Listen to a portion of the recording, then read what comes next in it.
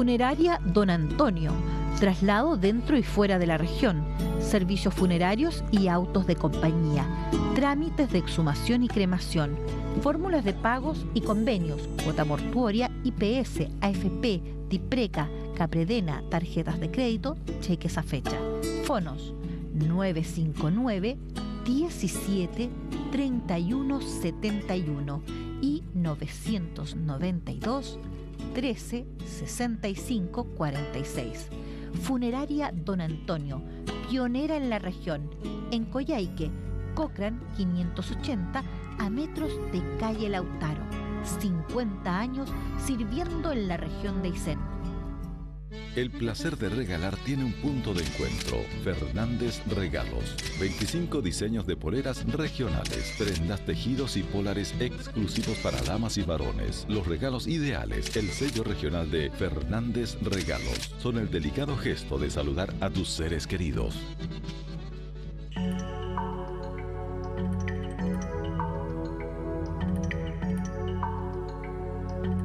Canal 4.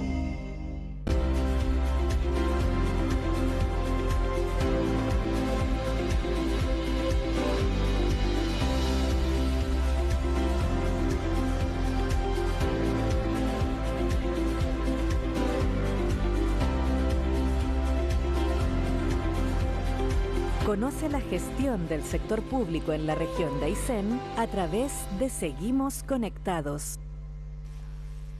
Buenas tardes, estamos nuevamente aquí en un nuevo programa de Seguimos Conectados, programa cierto que semana a semana realiza el gabinete de la Delegación Presidencial Regional, y en esta oportunidad nos va a acompañar el CEREMI, el Secretario Regional Ministerial de Justicia y Derechos Humanos, porque siempre, cierto, nos corrige cuando uno a veces solamente dice justicia, Samuel Navarro. Samuel, buenas tardes, ¿cómo estás? Muy buenas tardes, Tatiana. Sí, CEREMI Justicia y Derechos Humanos, Samuel Navarro Castro, el nombre y apellido. Así también. Es un toque que tengo yo, así que, pero sí, lo hago con mucho respeto. Debiésemos hacerlo todo, porque finalmente, cierto, está ahí el apellido de nuestra madre también, que muchas veces lo dejamos.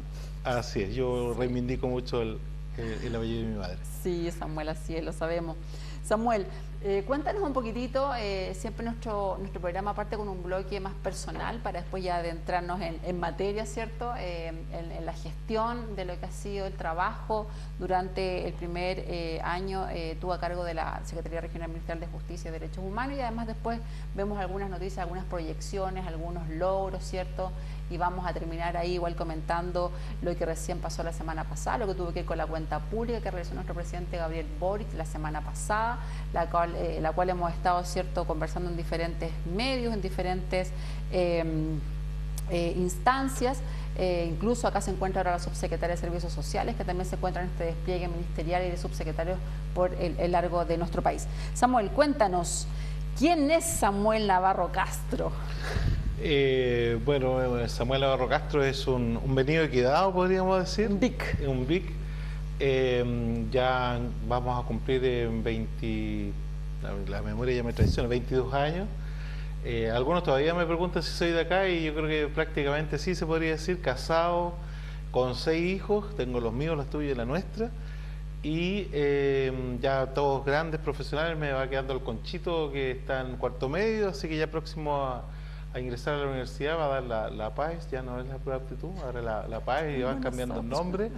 Eso no cae el carnet, felizmente casado y bueno, de profesión abogado, estudié en la Universidad de Chile. Ese es mi pecado original, digo yo. Nací en Santiago, estudié allá y luego me vine en una primera instancia estuve en Valparaíso, viví en Quilpué, en Viña, y luego aterricé acá en Balmaceda, en la región de Aysén, y ahí he estado trabajando en distintos servicios públicos. Llegué acá en la INP, como le llaman, el Instituto de Normalización Previsional, hoy IPS o Chile Atiende, el ex Servicio Seguro Social, donde ingresé el año 98 en Santiago, la División Juicios Previsionales. Después tuve la Dirección Regional de Valparaíso, luego llegué acá a la Dirección Regional de Aysén, y luego tuve un tránsito hacia la Superintendencia de Salud. Estuve en la Superintendencia de Salud entre el 2006 y el 2008. Me tocó abrir la oficina de Superintendencia de Salud acá en la región de Aysén, cuando estaba arriba la farmacia Ahumada.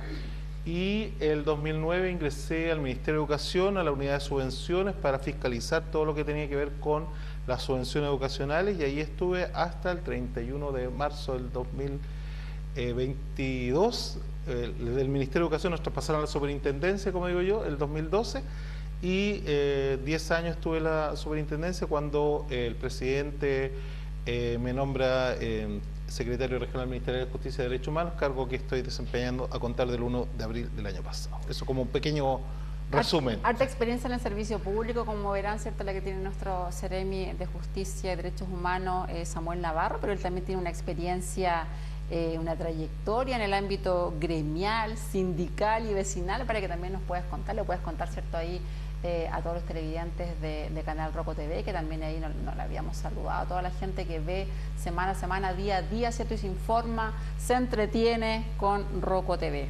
Sí, bueno, en estos casi 28 años en la administración pública, en distintos servicios, como digo yo, centralizados, autónomos, etcétera. También fui dirigente gremial, en el caso del INP fui dirigente regional, en el caso del Ministerio de Educación también fui dirigente de Andime primero, de Asume después, en la Superintendencia de Educación, y siendo dirigente de la Superintendencia fui elegido también dirigente de ANEF regional. Ahí estuve con Mauricio Muñoz Gatica, con Jessica Almonacid, conocí a varios dirigentes de distintos servicios públicos, y en el último periodo estuve también de dirigente nacional en la Superintendencia de Educación. Así es que sí, una nutrida mezcla ahí entre social, sindical, política también, candidato en algunas oportunidades, en algunos eventos electorales, pero hoy día dedicado 100% al cargo de secretario regional ministerial de Justicia y Derechos Humanos. Así es, cierto, esa conexión que te ha permitido también desde los distintos ámbitos en los cuales nos has relatado y que te hemos visto también siempre muy activo. Samuel, vámonos ya entonces directamente a lo que tiene que ver con la gestión del año pasado, ¿te parece? Durante este primer año, pero antes, lo que hablábamos cuando preparábamos igual la entrevista, bueno, nosotros la preparamos igual semana a semana, cuando hablamos, ¿cierto?, del Seremi, en este caso, ¿cierto?, el secretario regional ministerial, esa es la abreviación en la cual nosotros que estamos ya metidos, ¿cierto?, en cómo nos llamamos en la administración pública, y muchas veces las siglas para nosotros son conocidas, pero para la gente muchas veces no. Expliquemos también un poquitito qué significa el ser el secretario regional ministerial, que tú representas, ¿cierto?, al ministro. Fue ministra, sin duda. Exacto, yo me quedé pensando ahí. ¿Nos puedes contar un poco? Y también, por ejemplo, dónde están ubicados, qué labor realizan ustedes ahí mismo, y además, ¿cierto?, yo sé que tienen algunos servicios asociados también que dependen de este gran ministerio, para que también ahí le podamos comentar para partir con eso. Sí, no, sin duda. Bueno, como bien tú lo señalas, el secretario regional ministerial, en este caso Justicia y Derechos Humanos, es el representante del ministro en la región de Aysén. La estructura ministerial es fomentar la descentralización y mejorar la participación, la conexión directa con la ciudadanía, y para eso en cada región se nombra un Seremi, que además es el estrecho colaborador del delegado, en este caso el delegado presidencial regional, antiguamente el intendente o intendenta, hoy día el delegado presidencial regional, en la nueva nomenclatura, y permite, ¿no es cierto?, la ejecución de las políticas públicas, en este caso del Ministerio de Justicia y Derechos Humanos, y bajo la pauta de la instrucción por un lado del ministro, pero por otro lado también lo que le instruya el delegado presidencial regional. Y en ese sentido, efectivamente, este ministerio tiene 6 servicios dependientes, todos ellos con presencia acá en la región de Aysén. El orden de aparición no tiene que ver con algún favoritismo, pero por orden de conocimiento, ¿no es cierto?, el Servicio de Registro Civil e Identificación, que es como el servicio más conocido dentro del ámbito de la cartera de justicia, porque tiene presencia en la región, tiene más de 17 oficinas a lo largo y ancho de la región, algunas de carácter permanente y otras esporádicas, que es aquel servicio, ¿no es cierto?, que tiene que ver todo el tema registral, desde el nacimiento hasta el fallecimiento, todos los estados de la vida de la persona, y varios registros desde vehículos y otros que están allí contenidos. Luego tenemos, ¿no es cierto?, Gendarmería de Chile, que es el servicio que tiene que ver con la custodia de las personas privadas de libertad, tanto imputados como condenados, pero además de la vigilancia y del cumplimiento de las condenas o de las medidas que adoptan los tribunales, este servicio tiene que ver fuertemente con la reinserción laboral. Ahí ha habido sí, un importante énfasis de parte del ministro Luis Cordero y del subsecretario en ese punto, así que ahí también contamos con algunos centros penitenciarios en la región y con una estructura de dirección regional que nos permite trabajar fuertemente en ese ámbito. Luego tenemos el Servicio Nacional de Menores, el CENAME, que hoy día está en un proceso de reinvención, está cambiando de estructura, pero también de forma de funcionar. El Servicio de Reinserción Social Juvenil, que comenzó este año. En el caso de la región de Aysén, la transformación se va a ver en concreto ya en el año 2025. Luego tenemos el Servicio Médico Legal, que es aquí el servicio que tiene que ver, la gente lo asocia normalmente con el que hace las autopsias, ¿no es cierto?, pero no solamente hace autopsia el servicio médico legal cuando lo corresponde, cuando lo ordena el tribunal, sino también tiene que ver con todos los exámenes toxicológicos, ADN, exámenes médicos legales, ¿no es cierto?, en relación a posibles delitos de abuso sexual o violación, que en el fondo esos informes, esas pericias que hace el servicio médico legal contribuyen para la investigación y los procedimientos penales. La Corporación de Asistencia Judicial, me faltan dos, la Corporación de Asistencia Judicial, ¿no es cierto?, que es aquella institución que presta asesoría jurídica, judicial, gratuita a las personas que no pueden pagar de un abogado o una abogada. Tenemos varios consultorios en la región, también aparte de los consultorios civiles y de familia está la Oficina de Defensa Laboral, el programa Mi Abogado y el Centro de Atención de Víctimas de Delitos Violentos, está las curadurías, que es el programa de la niñez y la adolescencia se defiende, un vasto conjunto de profesionales, técnicos, administrativos que apoyan a los vecinos y vecinas cuando tienen que enfrentar la justicia en alguna de estas instancias. Y por último, la Defensoría Penal Pública, que es aquel organismo que presta la asesoría en materia de procedimientos penales, ya sea en calidad de imputado, ¿no es cierto?, ya sea o en los juzgados de garantía o en los juzgados oral en lo penal. Por lo tanto, esos son 6 servicios, todos relacionados con el Poder Judicial. Nosotros no somos el Poder Judicial, somos el Poder Ejecutivo, pero prestamos todos los servicios auxiliares o conexos para que la persona, cuando vaya a enfrentar alguna situación jurídica judicial, pueda contar con el apoyo del Estado para enfrentar ese tipo de procedimientos. Así que ahí es bastante vasta la cartera, bastante heterogénea, pero y nutrida, por lo tanto ahí nos permite relacionarnos muy directamente y acercar, como nuestro logan, acercar la justicia a la gente. Oye, interesante y importante todo lo que nos ha contado Samuel en este rato, resumidamente, y además con una memoria propia. Yo creo igual que un abogado, de verdad que te pasaste. Yo no sé si podría decir los 6 servicios, de verdad. No, a veces se me olvida uno y estoy empezando a sacar las cuentas porque a veces se me olvida uno y no con ninguna mala intención. Oye, pero Tatiana, es un esfuerzo que uno tiene que hacerle. Sí, nos pudiste contar, imagínate, yo creo que hay muchas personas que a lo mejor todavía no sabían la dependencia que tienen estos servicios. Ahora sabemos que son todos, ¿cierto?, del Ministerio de Justicia y Derechos Humanos, y vemos ahí el rol que efectivamente cumplen cada uno de ellos en su especialidad, para poder desde el Poder Ejecutivo hacer el trabajo que realizan, ¿cierto?, aparte del Poder Judicial, que es un organismo, ¿cierto?, totalmente autónomo, de un poder totalmente autónomo en nuestro Estado.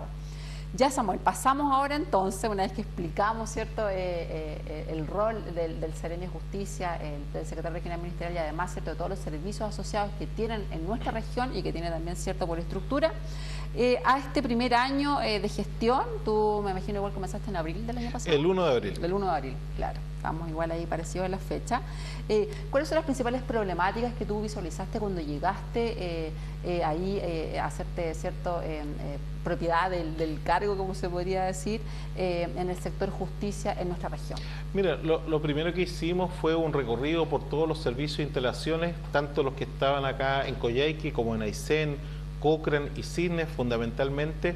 No es que no quisiéramos ver los otros, sino que eran los que más exigían ver el Estado, porque atienden el gran número de personas, y constatamos lamentablemente algunas situaciones que no nos parecían adecuadas, que la infraestructura de varios de estos servicios no estaba acorde con la prestación del mismo que tenían que hacer.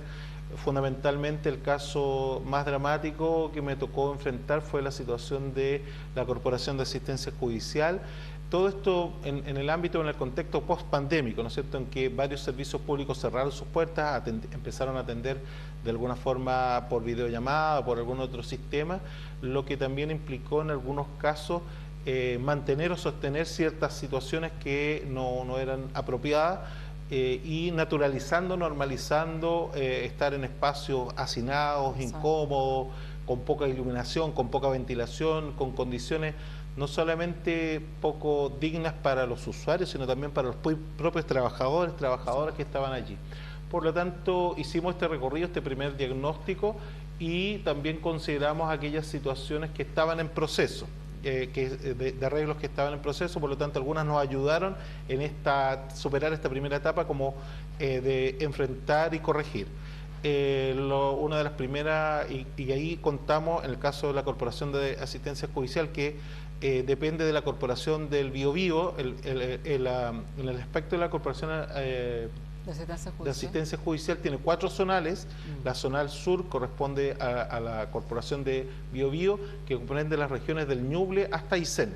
Todo eso comprende, y ahí el presidente de esa corporación es la Seremi de Justicia de Biobío, que si nos está viendo Claudia Soto, le envío un saludo, porque ahí hicimos una alianza estratégica para que con recursos de la propia corporación fundamentalmente pudieran mejorar las condiciones de infraestructura en Puerto Aysén y en Puerto Cine fundamentalmente. En Puerto Aysén se arrendó un edificio nuevo, se consolidaron todos los que estaban un poco desperdigados en 2 oficinas que arrendaban en muy malas condiciones, muy precarias. En el caso de Puerto Cines tuvimos un convenio ahí con la municipalidad que permitió cambiarse de lugar, porque el sitio, el inmueble donde estaba la corporación estaba con el piso hundido, se pasaba la humedad, no eran condiciones apropiadas ni para funcionar ni para atender público. Y allí hicimos un convenio muy importante con la Municipalidad de Cisne. Agradezco al señor alcalde, al consejo, que aprobó ese convenio, porque significó un aporte de recursos de parte de la municipalidad para cambiar no solamente las condiciones de infraestructura, sino también aportar con mayor, un profesional adicional y un apoyo administrativo para fortalecer esa unidad. Y aprovechamos una mejora que se estaba haciendo en el registro civil de Cochrane, que iba a dejar unas dependencias que por años ocupó en la delegación provincial. Ellos hicieron una licitación y remodelaron completamente las oficinas con recursos propios del registro civil. Por lo tanto, la oficina que dejó el registro civil la reconvertimos para la corporación de Cochrane, porque estaban también en una cabaña, tengo que decirlo, que compartían con la ODL. Entonces ni siquiera tenía privacidad el abogado para poder atender a la gente, tenía poca iluminación, era bastante inhóspito ahí el lugar, y eso nos permitió, todos ganaron en el fondo. Ganó el registro civil, ganó la delegación porque tenía la corporación en mejores condiciones, ganó la propia corporación, y ganaron fundamentalmente los vecinos y vecinas, en este caso de Cochrane, de Cisne y de Puerto Aysén, de contar con mejores instalaciones, y tratando de imponer este sello que yo lo manifesté en algún minuto, que no hubiera justicia para ricos, justicia para pobres. No porque no puedas pagar a un abogado, te tocan en estas condiciones. Y eso yo creo que fue bastante positivo, recogido por la ciudadanía, y lo pudimos implementar en el primer año, la inauguración de esta oficina y también de la inauguración de la nueva oficina del registro civil en Cochrane. Qué buenas noticias el poder, ¿cierto?, haber hecho las gestiones ahí y el haber tenido la mirada para también darle, como decías tú, no solo un mejor espacio en lo laboral para los trabajadores, sino que también para la labor que realizan en lo que tiene que ver con la atención de público. Samuel, la labor de dirigente que tú realizaste, que también nos pudiste comentar, sin duda que puede tener grandes igual beneficios para lo que tiene que ver, ¿cierto?, con las relaciones y con finalmente igual tener esa mirada de ver igual, ¿cierto?, las condiciones de los trabajadores. ¿Tú crees que efectivamente eso te ha ayudado para poder desempeñar tu labor como Seremi de justicia? Porque solamente igual yo te he visto, no solamente ves el tema ahí, sino que es más macro, y tienes esa mirada de efectivamente ver condiciones laborales, no solamente ahí. Sí, lo que pasa es que, bueno, me ha tocado conocer mucho de la región de Aysén por este rol dirigencial, y yo creo que cuando uno tiene esta perspectiva de que en general en nuestra región se crea un servicio público, se arrienda una casa, se pone una placa, se hacen unas reparaciones eléctricas y otras, y se echa a andar un servicio público, y a veces esas condiciones se mantienen por muchos años en el tiempo, se deterioran. Se normaliza. Y se normaliza. Entonces, Yo por eso me di la tarea, nos tomamos varios meses, pero me di el trabajo de visitar uno por uno los puestos de trabajo de las personas, ver si tenían ventilación, tenían una iluminación adecuada, si contaban con condiciones mínimas para desempeñar su trabajo, porque si el día de mañana llegaba algún reclamo o llegaba alguna situación, yo lo primero que hay que preguntar, usted como trabajador, como funcionario público, trabajador, trabajadora, tenía las condiciones para desarrollar correctamente su trabajo, contaba con un computador, con un ambiente grato, agradable, calefaccionado, iluminado, ventilado, tenía un baño en condiciones, tenía un lugar donde servirse un café o algo en condiciones, porque de otra forma, claro, es difícil exigir que se cumplan, ¿no es cierto?, las normas, los protocolos, en calidad, en tiempo y en eficiencia, si no tienen las condiciones mínimas para poder desempeñar. Yo creo que esa es una mirada, y muchos funcionarios, trabajadores agradecieron, porque en algunos casos, déjenme decirlo, funcionarios públicos me decían, primera vez que un Ceremi viene a ver en qué condiciones yo estoy trabajando y desempeñando mi labor. Algunos se agradecieron, otros se emocionaron, algunos se acordaban de mi pasado gremial o de mis marchas ahí de Nomás FP. Así es que estaban muy contentos porque entendían que hay una autoridad que se iba a preocupar de este aspecto que a veces se deja de lado, pero que es tanto más importante para el resultado final de una mejor atención para la ciudadanía. Por supuesto, Samuel. Respecto al énfasis del programa que tiene cierto nuestro presidente Gabriel Boric, ¿qué podemos decir de la cartera de Justicia y Derechos Humanos? Bueno, ahí hoy día tenemos ciertos ejes estratégicos que los ha planteado el señor ministro. Hay que entender que hubo un cambio de énfasis y un cambio de ministro y de ministra. Marcela Ría hizo una labor hasta los primeros días de enero de este año.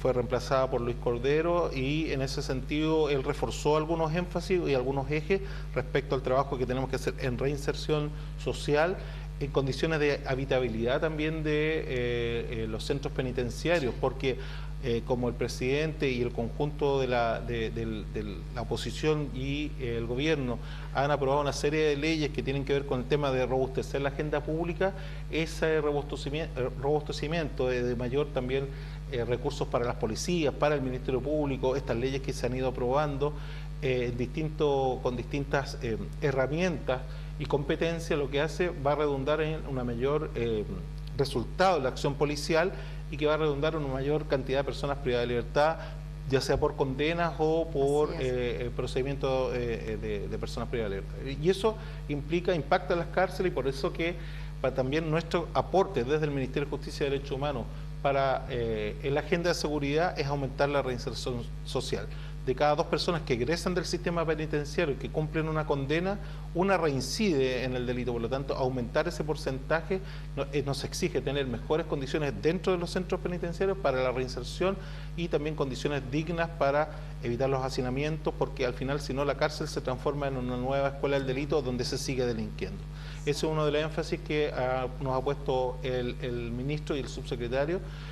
Un segundo eje tiene que ver con la reinserción social juvenil, este cambio del Sename, que no solamente un cambio de nombre, sino con un cambio en las formas de hacer, en la forma de organizar un servicio público que va a tener etapas y gradualidad, y que ya está la primera etapa en marcha. La segunda etapa viene el 2024, que entra toda la zona norte, y la tercera etapa entra la zona sur, y ahí nos corresponde a nosotros, así que estamos también trabajando para eso. Ahí la reinserción social juvenil también juega un rol. Un tercer aspecto que nos ha planteado el señor ministro tiene que ver con todo lo que dice en relación con el plan de búsqueda de detenidos desaparecidos, que el presidente en su cuenta pública hizo un énfasis, porque queremos que esto se transforme en una política permanente del Estado, que no dependa de la administración de turno, sino que información que está dispersa en distintas entidades se constituye, que no sea tampoco una responsabilidad exclusiva de las víctimas, sino que del Estado, que es el que violó los derechos humanos, asume ese rol en forma clara, categórica, contundente y sistemática de aquí en adelante, y esa política se está trabajando. Primero se hizo un trabajo previo con las víctimas, con los familiares, y el 30 de agosto el presidente va a presentar el proyecto de ley que coincide con el Día Internacional del Detenido Desaparecido. Y un cuarto eje que nos ha planteado el señor ministro tiene que ver con esta misión y objetivo del Ministerio de Justicia, que tiene que ver con acercar la justicia a la gente. ¿Y cómo se concretiza eso de acercar la justicia a la gente? Es mejorar las condiciones de los servicios públicos que prestan esto, o sea, mejorar las condiciones del registro civil, de la Corporación de Asistencia Judicial, del propio Sename o el Servicio de Reinserción Social Juvenil, de la Defensoría Penal Pública, del Servicio Médico Legal, y ahí tenemos hartos desafíos, particularmente en la región de Aysén, en todo Chile, pero en la región de Aysén, para ofrecerle mejor servicio a la ciudadanía. Hartos desafíos, han podido ahí escuchar de parte de Samuel, ¿cierto?, los ejes que tiene el Ministerio de Justicia y Derechos Humanos para lo que tiene que ver, ¿cierto?, con el periodo de nuestro gobierno, ¿cierto? Pasando ahora ya, porque nos está quedando poquito tiempo, a lo que tiene que ver con la agenda ya de ahora, el presente, ¿cierto? ¿Cuáles son las principales iniciativas o proyectos, ¿cierto?, para este año 2023? Y lo vamos a juntar con otra más. También, y lo vimos un poco en la cuenta pública y que tiene que ver con algo regional también, que lo podemos ahí como asociar. Existe un tema, dice, que es de interés regional y que es motivo de consulta por parte de los medios de comunicación cada vez que asume una nueva administración: poder contar con un nuevo recinto penitenciario en Coyhaique. ¿Cómo se ha venido trabajando en torno a este tema y si existe la posibilidad o no de contar con un nuevo recinto acá, y que tiene que ver justamente con lo que tú igual decías, toda la aprobación de las nuevas leyes en términos de seguridad, ¿cierto?, más recursos también para las policías, para los diferentes servicios, ¿cierto?, que trabajan y que velan, ¿cierto?, para que nos sintamos nosotros igual más seguros. Llevan también, por otro lado, ¿cierto?, efectivamente, con mayores controles y detenciones, ¿cierto?, el que efectivamente se tenga que igual robustecer nuestros centros penitenciarios, y sabemos que también ya hace muchos años que no se ha invertido, ¿cierto?, en nuevos centros penitenciarios, y en eso que tú nos cuentes un poco cómo se visualiza eso acá en la región. Sí, bueno, partir de lo macro, ¿no es cierto?, a nivel nacional, la última ejecución o decisión, porque estos son proyectos de largo plazo, no se puede construir una cárcel de un rato para otro. El último plan de inversión en materia carcelaria fue del año 2012, esa es la constatación. ¿Nacional? Nacional. Nacional, 11 años atrás. El segundo dato que es tanto más relevante es que las proyecciones de personas privadas de libertad, tanto imputados condenados, nos decían que a enero del 2024 íbamos a tener 50.000 personas privadas de libertad. Hoy día, ya a esta altura del año, ya estamos muy cercanos a esa cifra, o sea, se ha anticipado y eso habla de que en el último semestre, ¿no es cierto?, en los últimos meses, ha aumentado alrededor de un 20% de las personas privadas de libertad en términos generales. Esa es la situación macro, y tenemos evidentemente en otras regiones situaciones bastante críticas, con porcentajes de hacinamiento en condiciones muy complejas. Acá estamos todavía, podríamos decir, todavía no llegamos a un nivel crítico, estamos ahí más o menos, pero todavía hay cupo y espacio disponible para personas privadas de libertad, pero pudiese ser que si esto se incrementara o se disparara importantemente, pudiésemos pasar a una situación un poco más crítica. Pero además tenemos una particularidad regional, que solamente en el Centro Penitenciario de Coyhaique tenemos mujeres privadas de libertad, o un espacio para mujeres privadas de libertad, porque por norma de segregación tiene que estar separada. Y el espacio que tienen, si bien es cierto, son pocas en relación a la cantidad de personas privadas de libertad, a nivel regional son 260 personas privadas de libertad, entre imputados y condenados, y el número de mujeres fluctúa entre 7 y 12, más o menos, dependiendo de los beneficios, las libertades o el estadio de su condena o de su medida cautelar. Pero están en un espacio bastante pequeño, ocupan un 3% de toda la unidad penal, están, ¿no es cierto?, compartiendo espacios comunes tanto imputadas como condenadas, y esas son normas que en general no son aceptables. Entonces tenemos que, además, por las condiciones propias del centro penitenciario, que ya tiene bastantes años, se ha ido deteriorando, lo que queremos hacer es mejorar las condiciones fundamentalmente para las mujeres privadas de libertad, pero también para los talleres de reinserción laboral, que era los que estábamos conversando.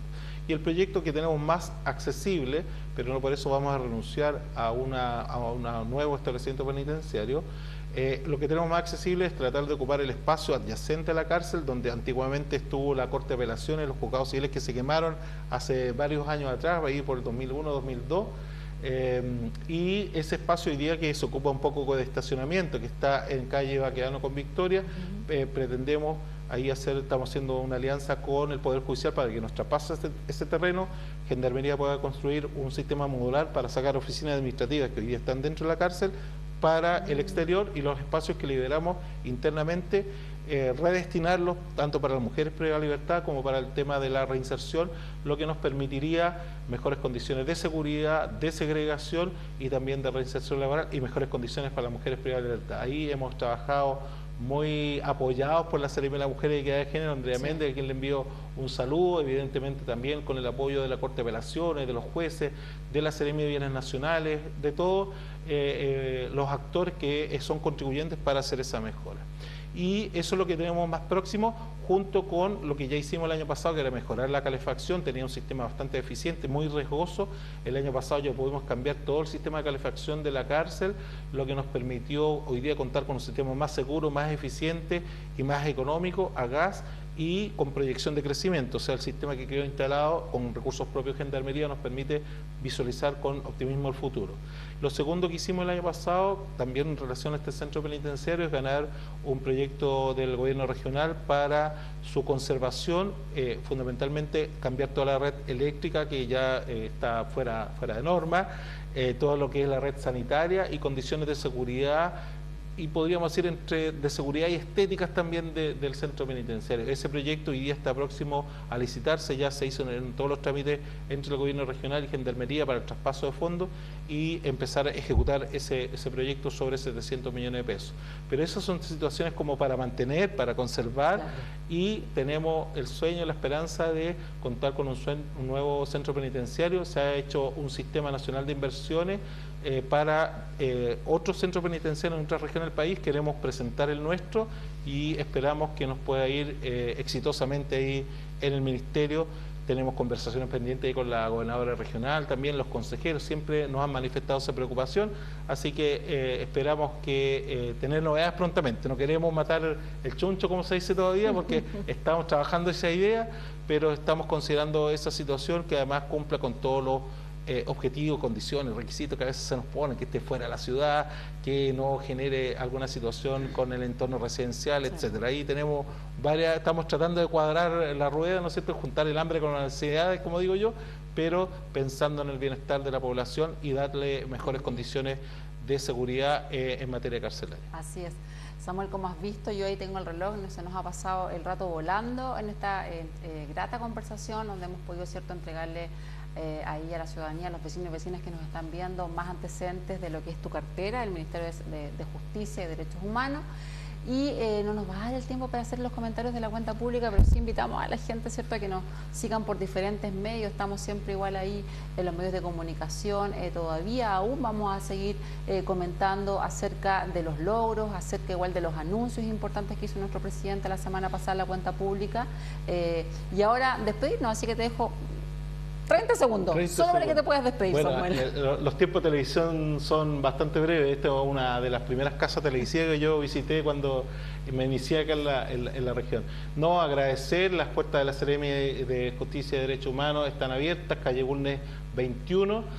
Ahí también tenemos información y orientación jurídica, si usted lo quiere, el sistema de apostilla, también la mediación familiar, que es una instancia previa a llegar a un juicio, y bueno, toda la disposición para, con nuestros servicios públicos, acercar la justicia a la gente y trabajar por mejorar la calidad de vida de los chilenos y las chilenas. Un abrazo, que esté muy bien. Gracias, Tatiana. Gracias a ti, Samuel, y nos vemos hasta un próximo Seguimos Conectados.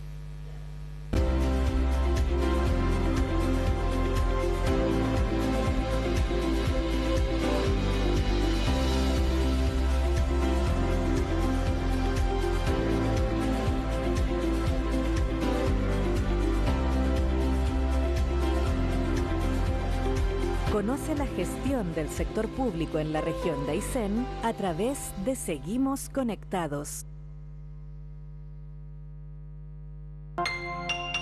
Gobierno de Chile. Presentes por un mejor futuro.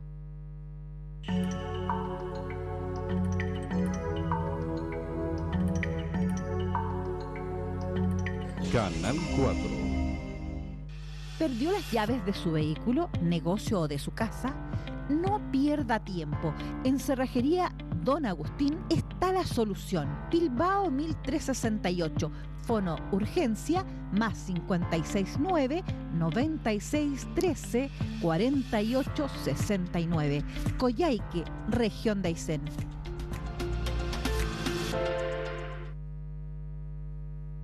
Maestranza Apple mantiene un amplio stock de planchas de